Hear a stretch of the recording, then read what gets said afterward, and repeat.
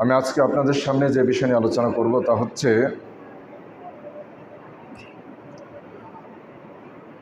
যে ভুলের দুনিয়াবি ভয়াবহতা বা ক্ষতিকর দিকসমূহ। এ বিষয় নিয়ে ভুলের দুনিয়াবি ভয়াবহতা এ বিষয় নিয়ে আমি আজকে আলোচনা করব ইনশাআল্লাহ। আল্লাহ রাব্বুল আলামিন আমাকে তৌফিক দান করুন, আমি আপনাদের সামনে এই বিষয়টি যেন ফুটিয়ে তুলতে পারি।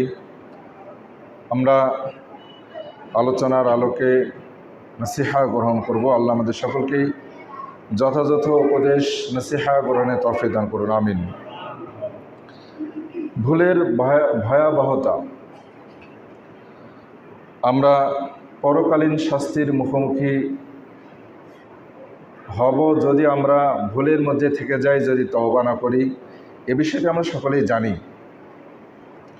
সবসময় আমরা জান্নাতের সুখ শান্তি এবং জাহান্নামের শাস্তির উপরে অনেক আলোচনা শুনে থাকি, এবং এটা আমরা সকলেই নিশ্চিতভাবে জানি যে যে যত বড় ভুল করবে তার শাস্তিটা তত মারাত্মক এবং অবশ্যম্ভাবী, পরকালীন শাস্তি অবশ্যম্ভাবী। জাহান্নাম সম্পর্কে আমরা অনেক কথা শুনি, জাহান্নাম কতগুলো, কেমন কি, জাহান্নামে বিভিন্ন ধরনের শাস্তি আমরা শুনেছি। কিন্তু ভুলের দুনিয়াবি কিছু শাস্তি রয়েছে, দুনিয়াবি কিছু অপকার ভয়ঙ্কর দিক আছে। এগুলো হয়তো আমরা ভাবিনি বা ভেবেও হয়তো সে বিষয়টি আমাদের মাঝে সেভাবে এর কোনো ক্রিয়া আমরা দেখি না। কাজেই এই বিষয়টি একটু আমি আপনাদের সাথে একটু শেয়ার করব, ধারণা আমরা নেব যে দুনিয়াবি এর অনেক বড় ভয়াবহ দিক রয়েছে। আমরা একটু ভাবলে বিষয়গুলো হয়তো বুঝতে পারব। আমরা সকলেই জানি যে যেমন ধরে নিন দুনিয়ার ভুলের যে সব ভয়াবহতার একটা দিক, যেমনটি ইসলামী আইন যদি থাকে দেশে, যদি ইসলামী শাসক যদি ক্ষমতায় থাকেন, কোরআন সুন্নাহর আলোকে যদি দেশ পরিচালনা করেন, তাহলে যারা জেনা করবে, যারা জেনায় লিপ্ত হবে, বিবাহিত নারী পুরুষ হলে তাকে জনসম্মুখে মানুষদের সামনে তাকে নির্দিষ্ট পদ্ধতিতে, যাতে করে সে নড়াচড়া করতে না পারে, এভাবে নির্দিষ্ট পদ্ধতিতে তাকে দূর থেকে পাথর বা ঢেল নিক্ষেপ করতে করতে তাকে আস্তে আস্তে ঢেল মারতে মারতে তাকে মেরে ফেলতে হবে। এটা হলো দুনিয়াবি একটি ভয়াবহতা, পাপের ভয়াবহ একটা দিক, যেটা আমরা যদি এই বিষয়টা কল্পনা করি তাহলে আমরা সহজে বুঝতে পারবো যে এর ভয়াবহ দিকটা কত মারাত্মক। আমরা এই যে পরশু দিনে যেটা আমরা শুনছি, ঢাকা বিশ্ববিদ্যালয়ে একটি ছেলেকে, যে মানসিক ভারসাম্যহীন একটি ছেলে, সে যে মানসিক ভারসাম্যহীন এটা আমরা প্রচার মাধ্যমে এবং তার এলাকার অনেক ছেলে যারা আছে এবং অনেকেই তাকে চেনে, জানে, তার পারিবারিক অবস্থা সহ জানে, এমন একটা মানসিক ভারসাম্যহীন ছেলেকে মারতে মারতে মারতে মেরে ফেলেছে। তো এটা কত বড় কষ্টদায়ক, যন্ত্রণাদায়ক এটা আমরা সহজেই বুঝতে পারি। কাজেই এটা অনেক বড় অন্যায় যেভাবে তারা মারল। কিন্তু যদি কোনো ব্যক্তি কিছু অন্যায় করে, যে অন্যায়ের বিপরীতে শাসক বা সরকার বা আইন যারা বাস্তবায়ন করবে, তারা তাকে ওইভাবে মারতে মারতে মারতে মেরে ফেলবে, একটা করে ঢেল ছুড়বে, তাকে আঘাত করতে থাকবে, চলতে এভাবে যতক্ষণ পর্যন্ত মরবে না ততক্ষণ পর্যন্ত তাকে আঘাত করতেই হবে। এটাই হচ্ছে ইসলামের আইন বিধান।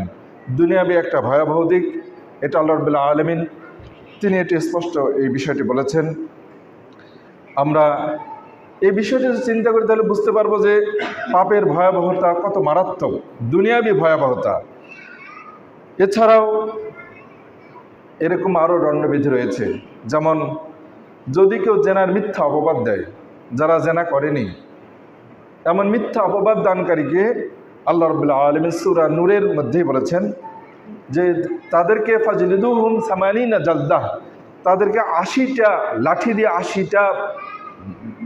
80 বার লাঠি দিয়ে আঘাত করতে হবে, মারতে হবে। এবং এ লাঠি দিয়ে 80 বার মারতে গিয়ে কোনো দয়া করা যাবে না। আর অনুরূপভাবে যারা অবিবাহিত নারী পুরুষ যারা জেনা করবে তাদেরকে 100টি বেত্রাঘাত মারতে হবে যদি বাস্তবেই তারা জেনায় শরীক হয়। তো এরকম আমরা এই বিষয়গুলো ভাবলে বুঝতে পারবো যে পাপের ভয়াবহতা কত মারাত্মক। দুনিয়াবী শাস্তি রয়েছে, এটা বৈধ শাস্তি, এটা কোরআন সুন্নাহ মোতাবেক আল্লাহ রাব্বুল আলামিন এই শাস্তি দিতে বলেছেন যারা এইসব অপরাধ করবে।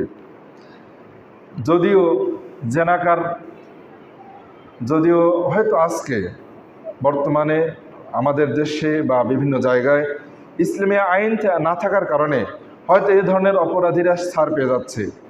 তো এই ছাড় পেয়ে যাওয়া অপরাধীরা তাদের যদি তাকদিরে তওবার সুযোগ না হয়, যদি আল্লাহ রাব্বুল আলামিন তাদেরকে তওবা না করেন বা তওবার সুযোগ যদি না হয়, তাহলে এর শাস্তি তো পরকালীন শাস্তি আছে।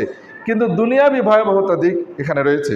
দুনিয়াবী তৎক্ষণাৎ যে ভয়াবহ একটা দিক রয়েছে সেটা হচ্ছে সহিহ বুখারী এবং মুসলিমের একটা হাদিসে আসছে যে সহিহ বুখারীতে আসছে 2295 নম্বর হাদিসে, মুসলিমে আসছে 86 নম্বর হাদিসে। আল্লাহ রাসূল বলেছেন যে যখন লা ইয়াজনি জানি হিনা ইয়াজনি ওয়া হুয়া মুমিন, যখন জেনাকার জেনা করে তখন সে মুমিন থাকে না। এটা তৎক্ষণাৎ শাস্তি, ওই মুহূর্তে শাস্তি।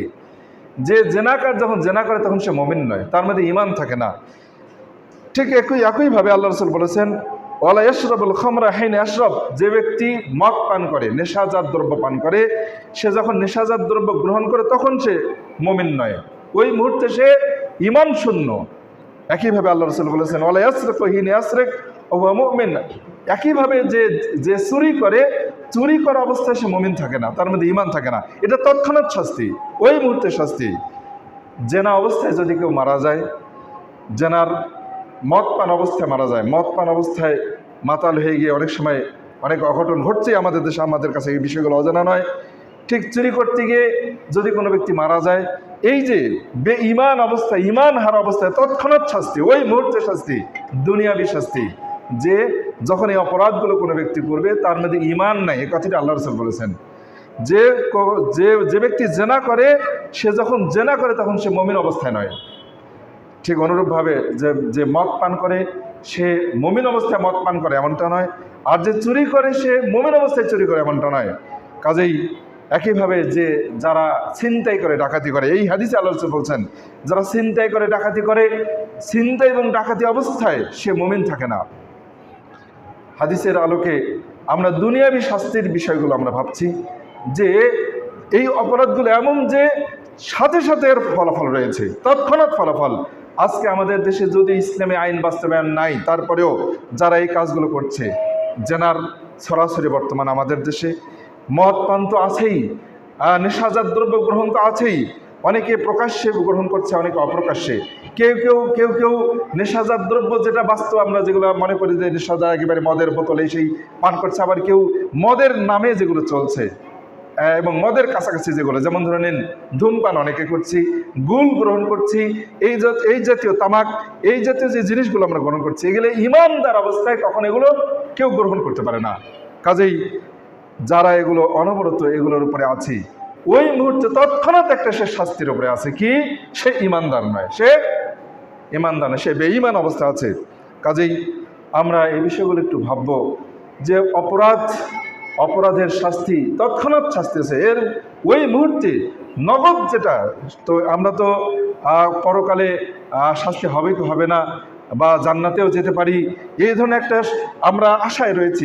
আল্লাহ রাব্বুল আলামিন আমাদেরকে ক্ষমা করে দিতে পারেন, আমরা জান্নাত লাভ করতেও পারি, ক্ষমার পর্যন্ত পৌঁছতেও পারি, তওবা করতে পারি, কিন্তু সে পর্যন্ত কেউ নাও পৌঁছতে পারে।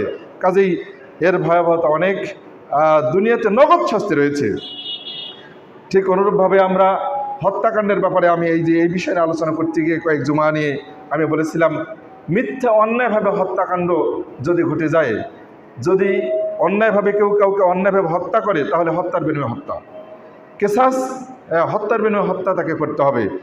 যদি এ ধরনের কোনো একটা অপরাধের শাস্তি দেওয়া হয়, আমরা সাধারণত যখন কেউ কাউকে হত্যা করে অন্যায়ভাবে, সেটা আমাদের কাছে যতটুকু এর মানে ক্রিয়া যতটুকু করে না, যখন কাউকে ফাঁসিতে ঝুলানো হয়, যখন কাউকে যদি এই অপরাধের কারণে যখন কাউকে শাস্তি দেওয়া হয়, 20-30 বছর ধরে যাবজ্জীবন কারাদণ্ড দেওয়া হলো বা হত্যার বিনিময়ে হত্যা করা হলো, তখন কিন্তু আমাদের কাছে বিষয়টা খুব আশ্চর্য লাগে, খুব কঠিন লাগে, হৃদয় বিদারক লাগে, অত্যন্ত ভয়াবহ লাগে।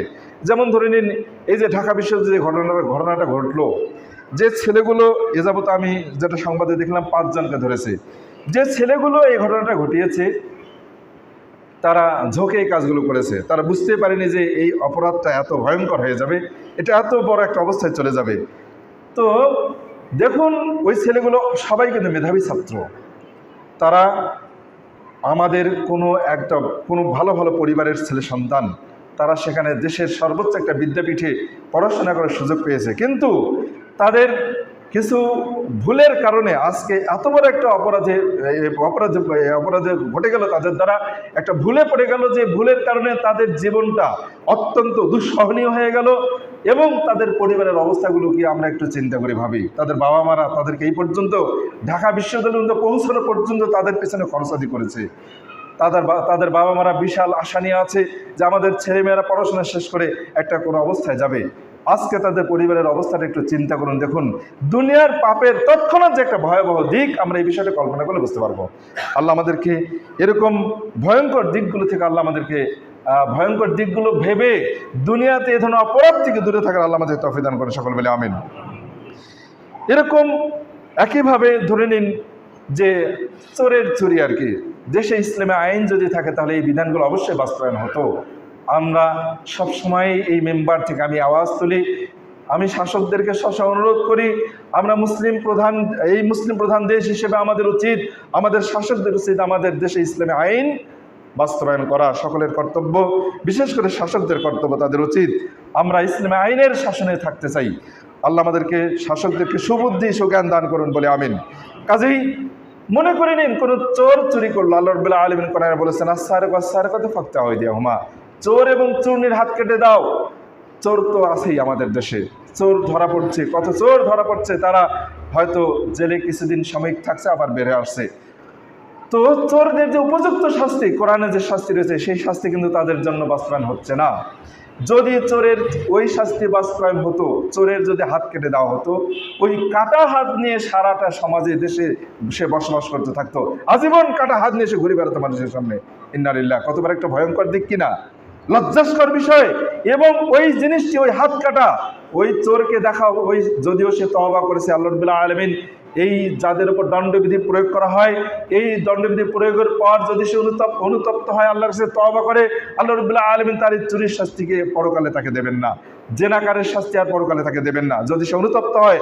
আর যদি অনুতপ্ত না হয়, তাকে আল্লাহ রাব্বুল আলামিন আবারও শাস্তি দেবেন। কিন্তু এই যে অপরাধগুলোর শাস্তি যদি দুনিয়াতে বাস্তবায়ন হয়, তাহলে এর ভয়াবহতা, এর এর এর লজ্জাস্কর যে অবস্থা, যে পরিবেশ তৈরি হবে, সেটা আমরা সহজে বুঝতে পারছি। কাজেই আজকে আমাদের এই ভুলগুলো থেকে উঠে আসার, যদিও ইসলামী আইনের মাধ্যমে হচ্ছে না, কিন্তু আমরা একটু চিন্তা করব, ভাববো, আমরা মুসলিম হিসেবে আমাদের এটা চাওয়া উচিত, মনে প্রাণে চাওয়া উচিত। আল্লাহ আমাদের সকলকেই এই অপরাধগুলো থেকে, হয়তো আজকে অনেকে লুকিয়ে করছি, গোপনে করছি, মদ পান করছি, নেশাজাত দ্রব্য গ্রহণ করছি, বিভিন্নভাবে জেনায় লিপ্ত আছি, বিভিন্ন কারণে বিভিন্নভাবে এই ভয়াবহ অপরাধগুলোতে জড়িয়ে আছি। যদিও তৎক্ষণাৎ দুনিয়াতে এর শাস্তি প্রয়োগ হচ্ছে না, কিন্তু পরকালীন শাস্তিতে অপেক্ষা করছে। আমি মূলত আলোচনা করছি দুনিয়াবী শাস্তির, এইসব অপরাধের দুনিয়াবী ভয়াবহতা। আল্লাহ আমাদেরকে দুনিয়াবী ভয়াবহ দিকগুলো ভাবার, চিন্তা করার তৌফিক দান করুন, সকল বলে আমিন। সূরা আত-তাওবার 65 নম্বর আয়াতে একটি ঘটনা আসছে। ঘটনাটি তাফসির ইবনে জারির আত-তাবারি, তিনি তার তাফসির তাবারিতে নিয়ে আসছেন, এবং এর রাবিগুলো সকলেই সহি রাবি আর কি, মানে আলেমগণ এই ঘটনাটি তারা সকলেই বিশেষভাবে তাফসিরে নিয়ে আসছেন, যেহেতু বিশুদ্ধ সনদে আসছে। কাজেই এই ঘটনাটি হচ্ছে একটি কোরআন সুন্নাহ নিয়ে, মানে আল্লাহ এবং তার রাসূলকে নিয়ে, সাহাবাদেরকে নিয়ে উপহাস করার ঘটনা। আজকাল আমাদের দেশে দেখবেন যে আমরা যখন তখন হয়তো ইসলামের কোনো বিধান নিয়ে, কোনো বিষয় নিয়ে একে অপরকে উপহাস করি, কথা বলি। আমাকে অনেকেই অনেকেই বিভিন্ন বিষয় নিয়ে কথা বলেন। আমি যেখানে বসবাস করি, যেখানে থাকি, যে পরিবেশে চাকরি বাকরি করি, উপহাস করেন যে মমিন সাহেব আপনার দৃষ্টিতে সহি হাদিসে আলোকে একটা কথা বলেন, উপহাস করে আমাকে। এভাবে যখন তখন প্রায় কিন্তু আমার সাথে উপহাস করে কথা বলে। ইন্নালিন রাজিউন, আলেম মানুষ পর্যন্ত এরকম কথা বলে। তো এখানে একটা ঘটনা আসছে, সে ঘটনাটি হচ্ছে তাবুকের যুদ্ধের মুহূর্তে এক ব্যক্তি তাবুকের যুদ্ধের সময় পথ চলতেছিলেন সাহাবে কেরামগণ, এবং সাথে মুনাফিকরাও ছিল, কিছু মুনাফিক ছিল, মুনাফিক টাইপের লোক ছিল।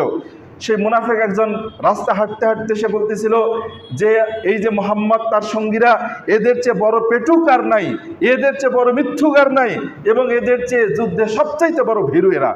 এইভাবে সে আল্লাহ রসুল এবং সাহাবে কেরামদেরকে নিয়ে এরকম কথা বলছিল। এই কথাটি বলতে এক সাহাবি শুনতে পান। সাহাবি হচ্ছেন আউফ সাহাবি। তিনি শুনতে পান। তিনি শুনতে পাওয়া মাত্রই তাকে বলেন যে তুমি মিথ্যা বললে এবং তুমি একজন মুনাফিক, আমি এখনই আল্লাহ রসুলকে গিয়ে বলবো। এই কথা বলা মাত্রই তিনি তৎক্ষণাৎ আল্লাহ রসুলের কাছে গিয়ে সেই ঘটনাটি, এই কথাটি, ওই ব্যক্তির কথাটি বলতে যাচ্ছিলেন। বলতে যাওয়া মাত্রই, যখন তিনি বলতে গেছেন, বলতে যাওয়ার পর আল্লাহ রসুলের কাছে গিয়ে পৌঁছার আগেই আল্লাহ রাব্বুল আলামিন আকাশ থেকে ওহী অবতীর্ণ করেন, আবিল্লাহি ওয়া আয়াতি রাসূলিহি কুনতুম তাস্তাহজিউন। আল্লাহ রাসূল সাল্লাল্লাহু আলাইহি ওয়াসাল্লামের কাছে সাহাবীর সংবাদ দেওয়ার আগেই আল্লাহ রাব্বুল আলামিন ওপর থেকে তিনি কোরআনের আয়াত অবতীর্ণ করলেন যে তোমরা কি আল্লাহ এবং তার আয়াত এবং তার রাসূলকে নিয়ে উপহাস করতেছো? তোমরা কাফারতুম বা'দা ঈমানিকুম, তোমরা ঈমান আনার পরে কাফের হয়ে গেছো। এই যে বিষয়টি আমি যেটা বলতে চাচ্ছি, তো এখানে ওই সাহাবী বলছেন এবং আরো আব্দুল ইবনে উমর সাহাবী বলছেন, এরপর ওই ঘটনা এইভাবে আল্লাহ সাল্লাল্লাহু আলাইহি ওয়াসাল্লামের উপরে এই বিষয়ে কোরআনে আয়াত অবতীর্ণ হওয়া মাত্রই ওই মুনাফিক বুঝতে পারে তার পাপের ভয়াবহতা। তখন আল্লাহ রাসূল সাল্লাল্লাহু আলাইহি ওয়াসাল্লাম ইতিমধ্যেই তার উটের উপরে আরোহণ করেছেন চলে যাওয়ার জন্য। তো তার আল্লাহ রাসূলের উটের লাগাম ধরে ওই মুনাফিক ঝুলেছিল, আর তাকে বিভিন্ন দিক থেকে পাথর এসে তার গায়ে পড়ছিল, তার পায়ে এসে পড়ছিল। আব্দুল ইবনে উমর সাহাবী বলছেন বিভিন্ন দিক থেকে পাথর এসে তার পায়ে আঘাত করছিল, আর আল্লাহ রসুলের উটের লাগাম ধরে সে আল্লাহ রসুলের কাছে ওজোর আপত্তি পেশ করছে। আল্লাহ রসুল আসলে পথ চলতে গিয়ে রাস্তা অতিক্রম করতে গিয়ে কথায় কথায় এগুলো বলে ফেলেছি আল্লাহ রসুল, আসলে আমি মনের থেকে কথাগুলো বলিনি। কিন্তু আল্লাহ রাসূল সাল্লাল্লাহু আলাইহি ওয়াসাল্লাম তাকে এটা এই জবাবে দিচ্ছিলেন, কুল আবিল্লাহি ওয়া আয়াতি রাসূলিহি কুনতুম তাস্তাহজিউন, তুমি কি আল্লাহ এবং তার আয়াত এবং তার রাসূলকে নিয়ে উপহাস করছো? শুধু এই আয়াতটাই শুধুই তাকে পড়ে পড়ে শোনাচ্ছিলেন। তার উপহাস, তার এই ওজর আপত্তি আল্লাহ রাব্বুল আলামিন কবুল করেছেন বলে হাদিসে নাই। কাজেই আজকে আমরা ইসলামকে নিয়ে উপহাস করে অনেকেই কথা বলি, এই উপহাসের তৎক্ষণাৎ কুফল রয়েছে। কেউ কুফল, এর কুফলটা হচ্ছে সে ইসলাম থেকে বহিষ্কার হয়ে গেল, ইসলাম থেকে বের হয়ে গেল। ইসলাম থেকে বের হয়ে যাওয়ার যে 10টি কারণ রয়েছে, যে সব কারণে একজন মুসলিম কাফের হয়ে যেতে পারে, সেই 10টি কারণের মধ্যে থেকে অন্যতম একটি কারণ হচ্ছে দ্বীনের কোনো বিষয় নিয়ে, কোনো সুন্নাহ নিয়ে, আল্লাহ সাল্লাল্লাহু আলাইহি ওয়াসাল্লাম এবং কোরআন হাদিস নিয়ে কোনো বিষয় নিয়ে কোনো ব্যক্তি কখনো যদি তুচ্ছ তাচ্ছিল্য করে উপহাস করে, তাহলে সে কাফের হয়ে গেল। এটি হচ্ছে তৎক্ষণাৎ অপকারিতা, তৎক্ষণাৎ এর কুফল। কাজে আসুন আমরা এই বিষয়গুলো একটু ভাববো, দেখব যে পাপের দুনিয়াতে এর কুফল রয়েছে, তৎক্ষণ নগদ কুফল আছে, পরকালীন বিষয় বাদ দিলাম, কিন্তু এই মুহূর্তে এর কুফল রয়েছে। আসুন আমরা এই কুফলগুলো নিয়ে একটু চিন্তা করব। প্রত্যেকটি পাপের দুনিয়াতেই কুফল রয়েছে। আর একটি এরকম উদাহরণ আসছে, সেটা হচ্ছে যেমন ধরে নিন, আমরা সকলে এই বিষয়টি জানি, আল্লাহ সাল্লাল্লাহু আলাইহি ওয়াসাল্লাম তিনি বলেছেন, সহিহ বুখারীতে আসছে হাদিসটি, 717 নম্বর হাদিসে আল্লাহ রাসূল বলেছেন যে লা তুসাব্বুনা সুফুফাকুম, তোমরা অবশ্যই কাতারকে সোজা করবে, সালাতের মধ্যে কাতারকে সোজা করবে। আল্লাহ ইখালিফান্নাল্লাহু বাইনা উজুহিকুম, না হলে আল্লাহ রাব্বুল আলামিন তোমাদের চেহারাকে পরিবর্তন করে দিতে পারেন। অন্যভাবে আসছে, আল্লাহ সাল্লাল্লাহু আলাইহি ওয়াসাল্লাম তিনি কানা রাসূলুল্লাহ সাল্লাল্লাহু সুফুফানা, সাহাবী নু'মান বিন বাশির বলছেন, আল্লাহ রাসূল সাল্লাল্লাহু আলাইহি ওয়াসাল্লাম যখন সালাতে দাঁড়াতেন তখন আমাদের কাতারকে সোজা করে নিতেন, এমনভাবে সোজা করে নিতেন যেন তীর দিয়ে এক প্রান্ত থেকে আরেক প্রান্ত তীর ছুড়লে যেন কাউকে আঘাত করবে না, এমনভাবে কাতারকে সোজা করতেন, কাতার আঁকাবাঁকা হয়ে থাকতো না, এমনভাবে আল্লাহ রাসূল সাল্লাল্লাহু আলাইহি ওয়াসাল্লাম কাতারকে সোজা করতেন। এবং তিনি বলেছেন যে আমি ফারআ, যখন তিনি কাউকে আগে পিছে হতে দেখতেন, আকপাস হতে দেখতেন কাতারে, তখন তিনি বললেন ইবাদাল্লাহ লা তুসাব্বুনা সুফুফাকুম, হে আল্লাহর বান্দা, কাতারকে সোজা করে নাও, না হলে আল্লাহ রাব্বুল আলামিন তোমাদের চেহারাকে পরিবর্তন করে দিতে পারেন। এভাবে এটা সহিহ মুসলিমে হাদিস আসছে। এরপর অন্য হাদিসে আসছে, আল্লাহ রাসূল বলেছেন আন্না নবী সাল্লাল্লাহু আলাইহি ওয়াসাল্লাম قال, সহিহ মুসলিমে হাদিস আসছে, না নাসাইতে আসছে, আল্লাহ রাসূল বলেছেন যে রাস সুফুফাকুম, তোমরা তোমাদের কাতারকে সোজা করে নাও, ওয়াকারিবু বাইনাহা, কাছাকাছি হয়ে দাঁড়াও, ওয়াহাদু বিল আনাক, কাঁধে কাঁধে মিলিয়ে নাও, ফাওয়াল্লাযী নাফসু মুহাম্মাদিন বিয়াদিহি, সেই সত্তার শপথকে বলছি যে সত্তার হাতে এই মুহাম্মাদের প্রাণ, কি ইন্নী লা আরা শায়াতিন, আমি তৎক্ষণাৎ যে কুফল রয়েছে সেই কুফল নিয়ে কথা বলছি, অন্যায়ের কুফল। আল্লাহ রাসূল বলছেন ইন্নী লা আরা শায়াতিন, আমি শয়তানদেরকে দেখতে পাচ্ছি, তাদখুলু মিন খিলালিস সাফে, কাতারের ফাঁকে ফাঁকে প্রবেশ করছে, কান্নাল হাজাফ, যেন ছোট কালো ছাগলছানার মতো হয়ে, কালো ছাগলছানার মতো হয়ে তোমাদের ফাঁকে ফাঁকে শয়তান প্রবেশ করছে। এটা একটা অন্যায়। কি অন্যায়? কাতারের মাঝখানে জায়গা রেখে দেওয়া, কাতারকে সোজা না করা। যদি কোনো ব্যক্তি এরকম এই অন্যায়টা করে, যারা করবে তাদের মাঝখানে শয়তান প্রবেশ করবে, শয়তান পরিবর্তন করে দেবে। কি পরিবর্তন করে দেবে? শয়তান কুমন্ত্রণা সৃষ্টি করবে। শয়তান আপনার অবস্থাকে, আপনার মুমিনের চেহারাকে মুমিনের অবস্থাকে মুনাফিক বা ফাসিকের অবস্থায় পরিণত করে দেবে। কাজেই এটা একটা তৎক্ষণাৎ সাথে সাথে কুফল। কাতার সোজা করবেন তো আলহামদুলিল্লাহ, কাতার সোজা না করবেন তো শয়তানের বেড়াজালে পড়ে যাবেন, শয়তানের খপ্পরে পড়ে যাবেন। কাজেই এই যে পাপের একটা বিভিন্ন রকম তৎক্ষণাৎ সাথে সাথে কুফল রয়েছে, আমরা এই বিষয়গুলো অবশ্যই ভাববো যে যে কোনো অপরাধ করি না কেন এর সাথে সাথে এর খারাপ দিক রয়েছে। এরকম আরও কুফল রয়েছে, যেমন ধরে নিন, যেমন হাদিসে আসছে, হাদিসটি ইমাম আবু দাউদ মনে করছেন 4907 নম্বর হাদিসে আসছে, আব্দুল্লাহ আব্বাস থেকে বর্ণিত, তিনি বলছেন আন্না রাজুলান লাআনা রিহা, এক ব্যক্তি, অন্য হাদিসে আসছে, সেই অন্য রায়তে আসছে যে এক ব্যক্তির কাপড় বাতাসে উড়িয়ে নিয়ে চলে গেল। উড়ে নিয়ে যাওয়ার কারণে তৎক্ষণাৎ ওই লোকটি বাতাসকে গালি দিল। এটি আল্লাহ রাসূলের সামনে ঘটেছিল, আল্লাহ রাসূলের যুগে ঘটেছিল। তো যখন এই বাতাস তার কাপড়টাকে উড়ে নিয়ে চলে গেল, তখন লোকটি বাতাসকে গালি দিল, বাতাসকে লাআনাত করলো, গালি দিল। যখন এই বাতাসকে গালি দিল তখন আল্লাহ রাসূল বললেন লা তালআনহা ফাইন্নাহা মা'মুরা, তুমি বাতাসকে গালি দিও না, কারণ বাতাস হচ্ছে আল্লাহর পক্ষ থেকে আদিষ্ট, আল্লাহর আদেশে বাতাস চলে। কাজেই বাতাসের প্রয়োজন পড়েনি তোমার কাপড় উড়ে নিয়ে যাওয়ার, বরং আল্লাহর আদেশে বাতাস জোরে বয়ে গেছে, যে কারণে তোমার কাপড় উড়ে চলে গেছে, বাতাস এখানে দোষী নয়। আল্লাহ রাসূল বললেন ওয়াইন্নাহু মান লাআনা শাইআন, যে ব্যক্তি কাউকে গালি দিবে, কোনো বস্তুকে গালি দিবে, যে জিনিসটি গালির অধিকারী নয়, হকদার নয়, এবং যদি কেউ কাউকে গালি দেয়, কোনো বস্তুকে গালি দেয়, তাহলে সেই গালিটি রাজাত লাআনা আলাইহি, তাহলে যে গালির উপযুক্ত নয় অথচ তাকে যদি কোনো ব্যক্তি গালি দেয়, তাহলে ওই গালিটা গালি দানকারীর উপরে এসে পড়ে যায়, সাথে সাথে ওই গালিটা মূলত সে নিজেই নিজকে দিল। আমরা এ বিষয়ে আরো শুনেছিলাম, যেমন সাহাবে কেরামগণ আল্লাহ রাসূল সাল্লাল্লাহু আলাইহি ওয়াসাল্লাম বলেছিলেন তোমরা তোমাদের বাবা মাকে গালি দিও না। সাহাবারা বলছেন কেউ কি নিজের বাবাকে কেউ কি গালি দেয়?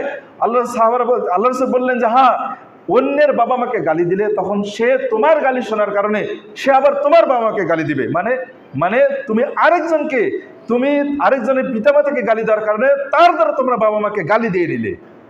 এই হচ্ছে যদি এই অন্যায়গুলো এমন অন্যায় যে সাথে সাথে কুফল রয়েছে।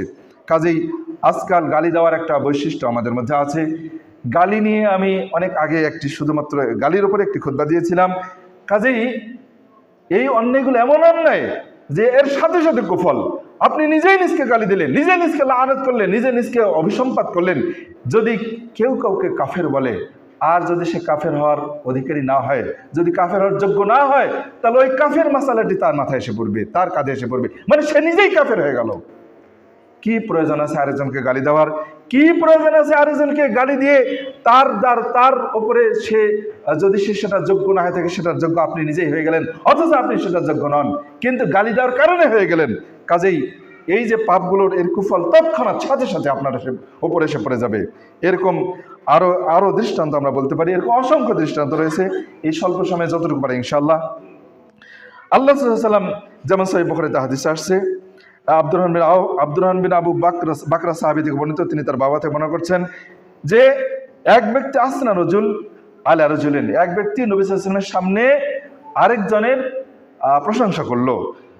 যখন প্রশংসা করলো তখন আল্লাহ সাল্লাম বললেন, ফাকাল রাজুল ইয়া রাসূলুল্লাহ মা মিন রাজুলিন, যে লোকটি আল্লাহ রসুলকে বললেন, হে আল্লাহ রসুল, আপনার পরে এত ভালো লোক আর নাই, আপনার পরে এত ভালো লোক আর আমাদের মধ্যে নাই। হাদিসটি বলছি সহিহ মুসলিমের 2000 নম্বর 3000 নম্বর হাদিস আসছে, সহিহ বুখারীতে আসছে। কাজেই এই লোকটি আল্লাহ রসুলের সামনে আরেক ব্যক্তি প্রশংসা করলেন তখন, এবং বললেন যে আপনার পরে এই লোকের চেয়ে আর ভালো ব্যক্তি আর কেউ নেই। তখন আল্লাহ সাল্লাম তাকে বললেন, কথা আতা অনুকা সাহেবিক, তুমি তোমার সঙ্গীর কাঁধকে কেটে দিলে, তাকে হত্যা করে ফেললে। এভাবে আল্লাহ সাল্লাম তাকে বারবার এই কথাটি বলছিলেন।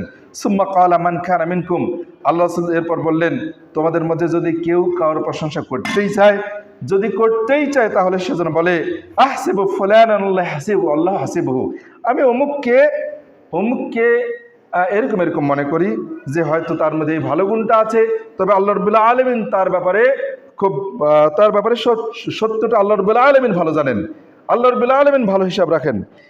এইভাবে বলতে হবে যে আমি তার ব্যাপারে এই ধারণা রাখি, আর বাকি হিসাব আল্লাহর কাছে, এতটুকু বলতে হবে। তো এভাবে বেশ অনেকগুলো হাদিস আসছে। তো এখানে যে বিষয়টি আসছে সেটা হচ্ছে যে এই যে আরেকজনের প্রশংসা, যদি কখনো কেউ কারোর সামনে, কোনো ব্যক্তি আরেকজনের সামনে যদি তার প্রশংসা করেন, তাহলে আল্লাহ রাসূল সাল্লাল্লাহু আলাইহি ওয়াসাল্লাম ওই ব্যক্তির ব্যাপারে বলছেন আহলাকতুম কাতাতুম, বা এভাবে বিভিন্ন ভাষা বলছেন যে তাকে হত্যা করে ফেললে, তাকে ধ্বংস করে ফেললে, তার কাঁধ কেটে দিলে, এইভাবে আল্লাহ রাসূল সাল্লাল্লাহু আলাইহি ওয়াসাল্লাম বিভিন্নভাবে বিভিন্ন শব্দ বর্ণনা করছেন। তো এর পিছনে কারণটা হচ্ছে কি, এটা এমন একটা অন্যায় যে আরেকজনকে অহংকারের মধ্যে ফেলে দেওয়া, আরেকজনকে তার আমল দিয়ে আনন্দিত করে দেওয়া, এমনভাবে আনন্দিত করে দেওয়া যে হতে পারে যে সে প্রশংসার স্বাদের কারণে তার আমলটা সে আর নাও করতে পারে। অনেক প্রশংসা হয়ে যাচ্ছে যে কারণে হতে পারে যে সে এমন ভালো কাজ করে যে ওই ভালো কাজটা আর সে করার প্রয়োজন মনে করছে না, এমনটা হতে পারে। আবার এর বিপরীতটাও হতে পারে যে সে প্রশংসার কারণে তার কাজের গতি আরও বাড়িয়ে দিচ্ছে প্রশংসা নেওয়ার জন্য, যে কারণে দেখা যাচ্ছে তার আমলটা ভালো, বাস্তবেই আল্লাহ রাব্বুল আলামিনের সন্তুষ্টি যেন হচ্ছে না। এটা একটা দিক হতে পারে যে যার প্রশংসা করা হলো তার ক্ষতি করা হচ্ছে। আবার যিনি প্রশংসা করছেন তিনি ক্ষতির মধ্যে আছেন। কি ক্ষতি? নিশ্চিতভাবে কখনো কারো কোনো ভালো গুণ নিয়ে এভাবে বলতে আল্লাহ রাসূল নিষেধ করেছেন, যেটা আমরা একটু আগে জানতে পারলাম যে কারো কোনো ভালো গুণ থাকলে বলতে হবে যে আমি তার ব্যাপারে এটা মনে করি, তবে আল্লাহ রাব্বুল আলামিন হিসাব রাখেন, তিনি বেশি ভালো জানেন, এতটুকু বলতে হবে। আমরা অন্যের ভালো কোনো গুণের ব্যাপার নিশ্চিতভাবে বলি, গ্যারান্টি দিয়ে বলি, যেটা বাস্তব, যেটা আমরা যাচাই বাছাই করা সম্ভব নয়, যেটা কখনো নিশ্চিত হওয়া সম্ভব নয়, এমন বিষয়েও আমরা আরেকজনের ব্যাপারে নিশ্চিত করে বলি, অনেক সময় বলি। এগুলো সবই অন্যায়, এবং এই অন্যায়গুলো এমন যে এর ফলাফল কুফল তৎক্ষণাৎ সাথে সাথে, যে আপনার বলাটা বাড়াবাড়ি হয়ে গেল বা কম হয়ে গেল, যেটা আর আল্লাহর উপর দিয়ে কারো ব্যাপারে যখন কোনো কথা বলবেন তখন আল্লাহর উপর দিয়ে কথা বলা হলো, যেটা আল্লাহ রাব্বুল আলামিন অবশ্যই পছন্দ করেন না। কাজেই আসুন এই বিষয়গুলো আমাদের ভাবতে হবে। দেখুন এখানে এই ভুলগুলোর ফলাফল তৎক্ষণাৎ, এরকম আমরা আরও উদাহরণ নিতে পারি। যেমন ধরে নিন, বিসমিল্লাহ বলা যদি কোনো ব্যক্তি ছেড়ে দেয়, খাইতে গিয়ে, বাড়িতে প্রবেশ করতে গিয়ে, বাড়ি থেকে বের হতে গিয়ে, বাড়িতে প্রবেশ করতে গিয়ে আমরা কি বলবো? বিসমিল্লাহে ওয়ালাজনা বিসমিল্লাহ খরাজনা ওয়ালাইহি তাওয়াক্কালনা রাব্বানা, এভাবে। আবার যখন বের হবো তখন আমরা আবার কি বলবো? বিসমিল্লাহ তাওয়াক্কালতু আলাল্লাহ। এভাবে যে দোয়াটা আসছে, প্রবেশের সময় বিসমিল্লাহ, বের হওয়ার সময় বিসমিল্লাহ, খাওয়ার সময় বিসমিল্লাহ। যদি কোনো ব্যক্তি বিসমিল্লাহর উপরে এভাবে আমল না করেন, যেটা সহিহ মুসলিম হাদিসে আসছে স্পষ্ট, আল্লাহ রাসূল বললেন যে দাখালা রাজুল বাইতাহু, যদি যখন কোনো ব্যক্তি তার বাড়িতে প্রবেশ করবে, আইন্দা দখলি, এবং সে তার বাড়িতে প্রবেশের সময় আল্লাহর নাম স্মরণ করবে, দোয়া বলবে, ওয়াইন্দা তো আমি খাবার সময় দোয়া বলবে, তখন কালা শয়তান বলবে লা মাবিতালাকুম ওয়ালা আশা, এই বাড়িতে তোমাদের আর খাওয়াও হলো না, থাকাও হলো না। আর ওয়াইজা দাখালা, আর যখন কোনো ব্যক্তি বাড়িতে প্রবেশের সময় যদি এই দোয়াটা না বলে, তখন কি বলবে শয়তান? যে কলা শয়তান, এক শয়তান আর শয়তানকে বলবে বাস থাকার জায়গাও পেয়ে গেলাম, আর খাওয়ার সময় যদি বিসমিল্লাহ না বলে তাহলে শয়তান বলে খাওয়াও পেয়ে গেলাম, দুটোই পেয়ে গেলাম। সাথে সাথে যদি কোনো ব্যক্তি আমরা বাড়িতে প্রবেশের সময়, বের হওয়ার সময় দোয়াগুলো না বলি, তাহলে খাওয়ার সময় যদি না বলি তাহলে সাথে সাথে এর কুফল কি শয়তান আপনার সাথে যোগ দিয়ে দিল। দেখবেন আজকাল বাড়িতে যে সব ঝগড়া ফাসাদ ঘটছে, অনেক অন্যায় ঘটছে, বাড়িতে সবসময় ঝগড়া ফাসাদ লেগে আছে। কি কারণে? এর অনেক কারণ রয়েছে। অনেক বাড়িতে অশান্তি, সবসময় আগুন জ্বলছে, দাউ দাউ করে আগুন জ্বলছে, স্বামী স্ত্রীতে ঝগড়া, ভাই ভাই ঝগড়া, ভাই বোনে ঝগড়া।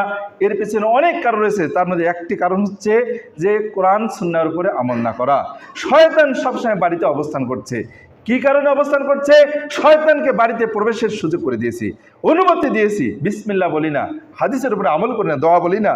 যে কারণে শয়তান বাড়িতে থাকার কারণে সাথে সাথে এর কুফল আমরা পাচ্ছি। যে শয়তান বাড়িতে আছে, ঝগড়া ফাসাদ লেগে আছে, খাওয়ার সময়, থাকার সময়, উঠার সময়, বসার সময়, প্রতিটি কাজে শয়তান লেগে আছে। কাজেই এই যে অন্যায়গুলো, এই যে ভুলগুলো, এর কুফল তৎক্ষণাৎ সাথে সাথে। ঠিক একইভাবে কোনো ভাই যদি স্ত্রীর সাথে বিশেষ মুহূর্তে যদি একটি দোয়া আসছে, যে বিসমিল্লাহে আল্লাহুম্মা জান্নিবনা, এখানে বিসমিল্লাহ কথা আসছে, আল্লাহ বিসমিল্লাহ আল্লাহুম্মা জান্নিবনা শাইতান ওয়া জান্নিবিশ শাইতানা মিম্মা রাযাকতানা, এইভাবে যে দোয়াটি আসছে আল্লাহ রাসূল সাল্লাল্লাহু আলাইহি ওয়াসাল্লাম, এই হাদিসে সহিহ বুখারী হাদিস 6388 নম্বর হাদিসে আসছে, সহিহ মুসলিমে আসছে। আল্লাহ রাসূল এখানে বলছেন যে যখন তোমাদের কেউ এই অবস্থায় গিয়ে এই দোয়াটি বলবে, তখন আল্লাহ রাসূল বললেন ফাইন্নাহু ইউকাদ্দারু বাইনাহুমা ওয়ালাদ, তাদের ওই মুহূর্তে যদি আল্লাহ রাব্বুল আলামিন তাদেরকে যদি একটা সন্তান দান করেন, তাহলে লাম ইয়াদুররাহু শাইতানুন আবাদা, তাহলে শয়তান কখনোই তার কোনো ক্ষতি করতে পারবে না। সুবহানাল্লাহ। এখানে আলেমগণ একটি ব্যাখ্যা করেছেন যে অনেক সন্তান বিকলাঙ্গ হয়, অনেক সন্তান বোবা হয়ে যায়, অনেক সন্তান নানা রকম বিপদ আপদে পড়ে যায়। বাচ্চাটার কি দোষ? সে তো নিষ্পাপ একটা শিশু, তার দোষ কিসের? পিতামাতার দোষের কারণে হতে পারে। এটা একটা অন্যতম কারণ হতে পারে যে শয়তান তাকে আসর করেছিল। শয়তান প্রতিটি শিশু যখন এই পৃথিবীতে জন্ম নেয়, শয়তান প্রত্যেকটা শিশুকে আঘাত করে, খোঁচা মারে, গুতা মারে। আল্লাহ রাসূল এই কথাগুলো বলেছেন। কাজেই যদি কোনো ব্যক্তি বিশেষ মুহূর্তে যদি দোয়াটা না বলে, শয়তান তৎক্ষণাৎ এমন একটা ক্ষতি করে ফেললো যে সন্তান আপনার ছেলে, আপনার শিশু অত্যন্ত আদরের সন্তান, একটাই মাত্র বাচ্চা হলো, তাও আবার নানা বিশেষ অনেক বড় রোগে আক্রান্ত। আলিয়াজবিল আল্লাহ রাব্বুল আলামিন ভালো জানেন। আমরা কাউকে কখনো এরকম কারো বাচ্চা অসুস্থ হলে আমরা কখনো কাউকে দোষ আমরা বলবো না, যে কারণে হয়তো হতে পারে, আল্লাহ ভালো জানেন। কিন্তু আলেমগণ এই ব্যাখ্যাটা করেছেন, হতে পারে যে এরকম কিছু হয়ে যেতে পারে। আল্লাহ রাব্বুল আলামিন আমাদেরকে এই ভুলগুলোর কুফল তৎক্ষণাৎ সাথে সাথে পেয়ে যাবে অনেকেই। আল্লাহ রাব্বুল আমাদেরকে ক্ষমা করুন, মাফ করুন। এরকম অন্যায়গুলো যেন আমরা না করে থাকি। আল্লাহ আমাদের তৌফিক দান করুন, সকল বলে আমিন আমিন। আমরা যতটুকু শুনলাম শুধু শোনার মধ্যেই সমাপ্ত নয়, আমরা এই বিষয়গুলো আমল করব। ভুলের উপরে, ভুল সংশোধনের উপরে আমরা অনেক খুতবা শুনলাম। আজকে প্রায় 8ম খুতবা দিচ্ছে এই ভুলের উপরে। এখনও আমি যে লেখা থেকে আমি এই বিষয়টি নিয়ে আলোচনা করছি, আমি আপনাদেরকে শুরুতে বলেছিলাম অনেক লেখা শেখ সালেহ আল মুনাজ্জিদ, তিনি এই বিষয়ে বহু লেখা লিখেছেন। এখনও অনেক জমা খুতবা দেওয়া যাবে, কিন্তু আমি যতটুকু পারি ইনশাআল্লাহ আপনাদের সামনে আলোচনা করব। হয়তো এই বিষয়গুলো নিয়ে আমরা ভাবতে পারছি না যে ভুলের কুফল কত বড়, কত মারাত্মক, হয়তো আমরা তৎক্ষণাৎ বুঝতেই পারছি না। আমরা নির্বোধ, আমাদের বুঝ শক্তি এত কম যে আমাদের ভুলের কারণে আমরা অনেক কুফল আমরা অর্জন করছি, অনেক অঘটন আমাদের ঘটে যাচ্ছে পরিবারের, সমাজে, দেশে। অনেক কুফল, অনেক অন্যায়ের মুখোমুখি হচ্ছি, কিন্তু বুঝতেই পারছি না যে আমাদের ভুলের কারণে এগুলো হয়ে যাচ্ছে। আল্লাহ রাব্বুল আলামিন কোরআনে বলেছেন যে ইন্নাল্লাহা লা ইউগাইয়িরু মা বিকওম হাত্তা ইউগাইয়িরু মা বিআনফুসিহিম, যতক্ষণ পর্যন্ত কোনো ব্যক্তি তার নিজের পরিবর্তন না ঘটাবে, আল্লাহ রাব্বুল আলামিন তাদের পরিবর্তন ঘটাবেন না। কাজেই আমাদের নিজেকে পরিবর্তন হতে হবে। আল্লাহ আমাদের সকলকে তৌফিক দান করুন, সকল বলে আমিন আমিন।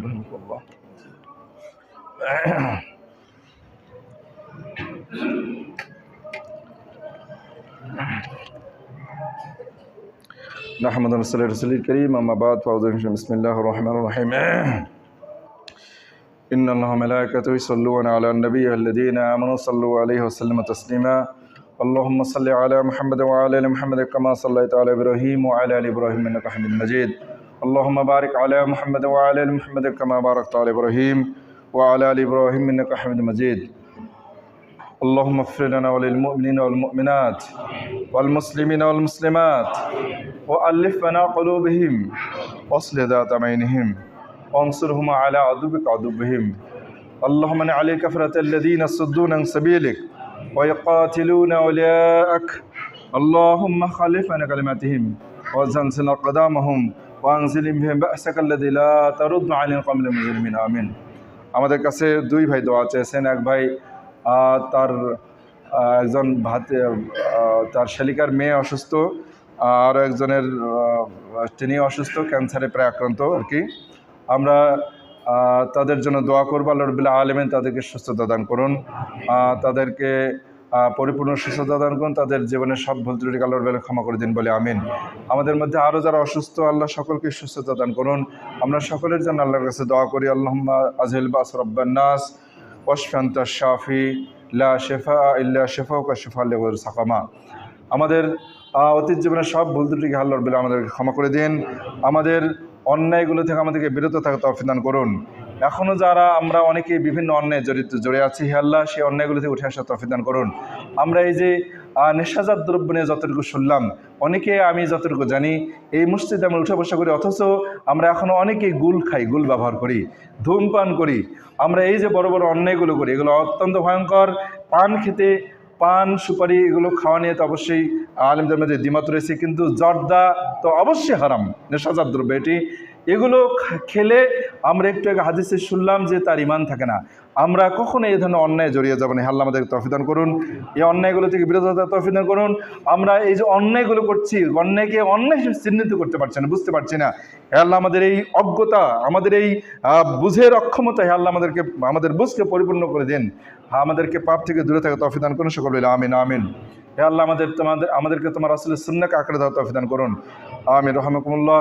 আমাদের মধ্যে থেকে যারা বিদায় নিয়ে চলে গেছেন তাদেরকে ক্ষমা করুন। আমাদের থেকে যারা যেসব মুসলিম ভাই বোনেরা এই মুহূর্তে কবরে শায়িত আছেন, আমাদের অনেকের পিতামাতা বাবা মা অনেকেই মারা গেছেন, তাদের সকলকে জান্নাত নসিব করুন হে আল্লাহ। তাদের কবরকে জান্নাতে টুকরে পরিণত করে দিন, আমিন আমিন। রহমাকুমুল্লাহ। ইন্না লা'আমুরুকুম বিল আদলি ওয়াল ইহসানি ওয়া ইতা'যিল কুরবা وينهى الفحش والمنكر والبغي يعظكم لعلكم تذكرون ولذكر الله تعالى وأولى وأجل وأتم أكبر.